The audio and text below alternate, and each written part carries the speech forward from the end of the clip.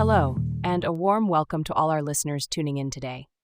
You're listening to Research Bunny, where we delve into the fascinating world of academic research, transforming complex studies into engaging narratives for curious minds.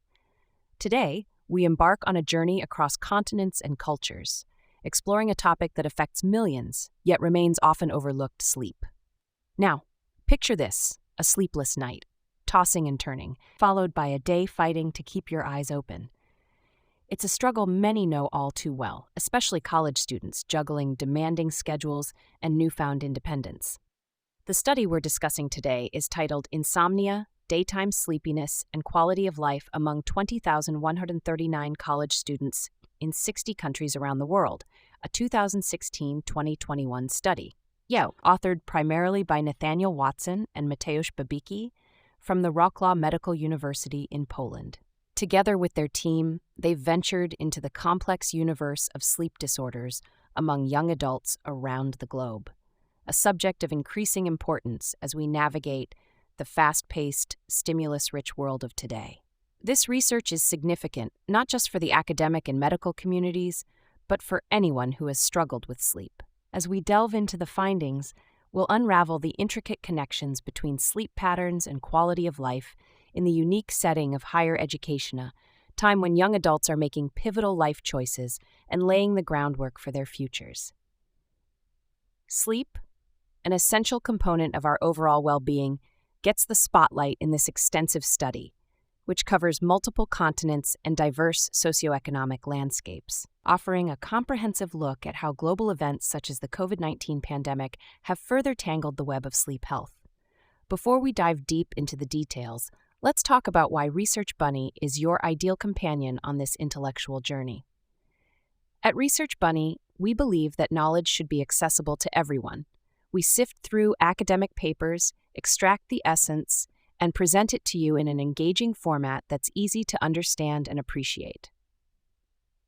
By the end of today's session, not only will you have a newfound understanding of the global sleep issues faced by college students, but you might also gain some insights into your own sleep habits and how you can improve them. We'll be right back after a short break to delve into the rich tapestry of findings from this groundbreaking study. Stay with us as we unpack the key elements from each section of this compelling research.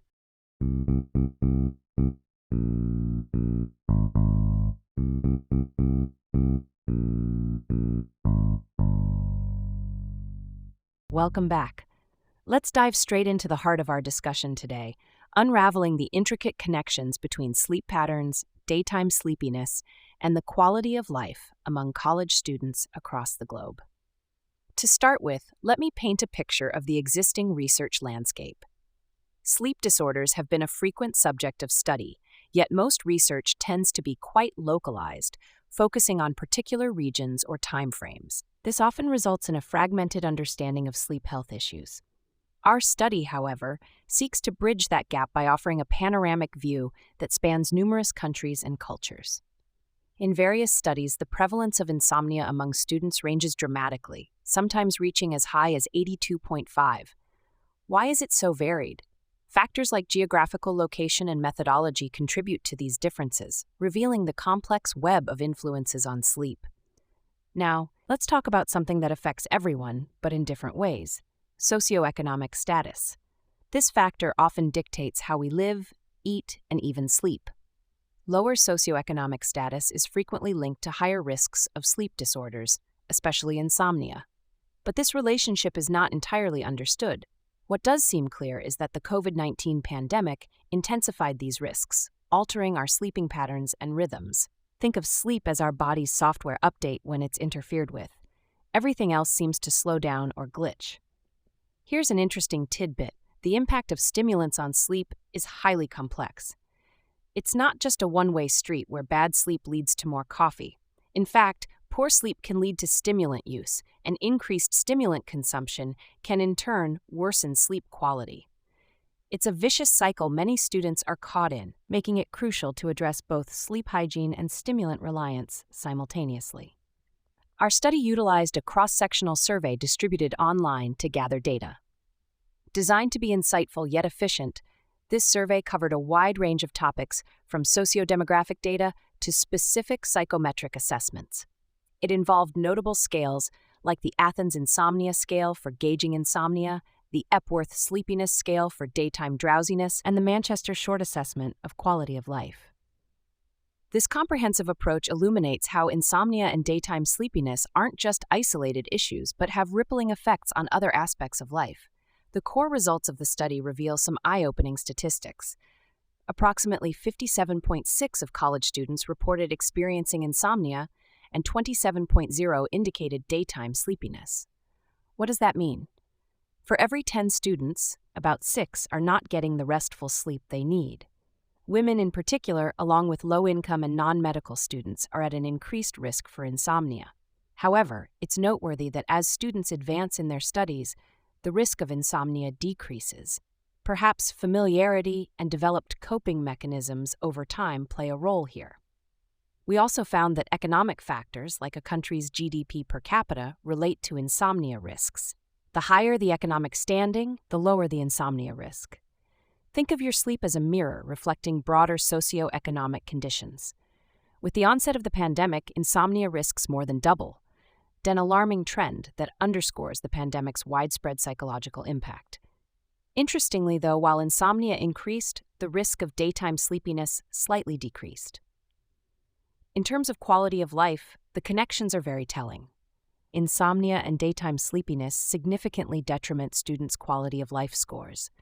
This isn't just about feeling tired, it affects academic performance, social interactions, and mental health.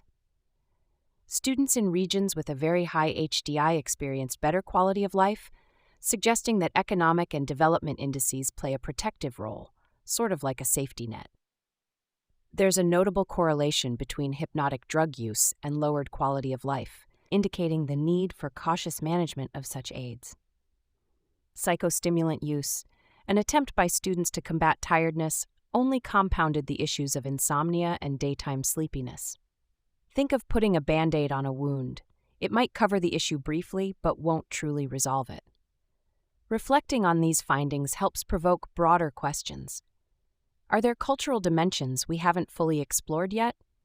Can these insights guide public health campaigns effectively? And how do we develop a more nuanced understanding that takes into account the long-term implications of these issues? We'll be right back after a short break, so stay tuned for the conclusion, where we'll wrap up our discussion with some insights on what these findings might mean for both individuals and society moving forward.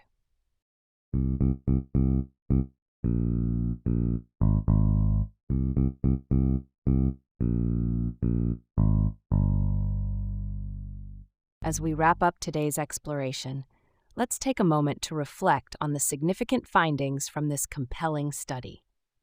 With a considerable sample size that spans a diverse cohort of more than 20,000 college students across 60 countries, this research painted a global picture of an issue that students face from New York to Nairobi, insomnia, and daytime sleepiness. The study highlights a staggering prevalence of these sleep disorders, underscored by nearly 58% of students experiencing insomnia and 27% grappling with daytime sleepiness. These numbers indicate a substantial threat to the well-being of future generations and shine a spotlight on the urgent need for addressing sleep health among students. Furthermore, the study delves into the sociological nuances, revealing that women, students from lower income groups, and non-medical fields are at higher risk of insomnia. Interestingly, the findings also put forth the influence of socioeconomic factors on sleep disorders, emphasizing that those hailing from countries with higher GDP per capita seem to face fewer sleep issues. This suggests that economic resources likely facilitate better access to healthcare and potentially more balanced lifestyles. The pandemic, as expected, left its mark on sleep patterns, doubling the risk of insomnia, while paradoxically reducing daytime sleepiness. This intriguing result begs for further exploration into how global crises impact sleep rhythms and what coping mechanisms individuals adopt during such periods. How do these findings ripple out into the wider world? Sleep has a profound impact on daily functioning, mental health, and quality of life. Therefore, Understanding these disorders and their implications isn't just about a better night's rest. It's about bolstering students' potential to contribute positively to society. Schools and policymakers might consider proactively formulating strategies to promote sleep hygiene and manage stimulant use. After all, a well-rested mind is more poised for academic success and personal growth. As we ponder these insights, let's ask ourselves, could improving sleep health be a cornerstone for enhancing the educational experience and overall quality of life for students globally? It's a question that certainly deserves our attention and action. For those of you interested in diving deeper into this study, remember that a detailed exploration of this research is available on the Research Bunny app. Your interest and curiosity in digging deeper are what drive discoveries and innovations in this field. We appreciate your time and your curiosity today. Keep seeking knowledge, and remember that Research Bunny is here to guide you through the vast world of academic insights. Until next time, take care and sleep well.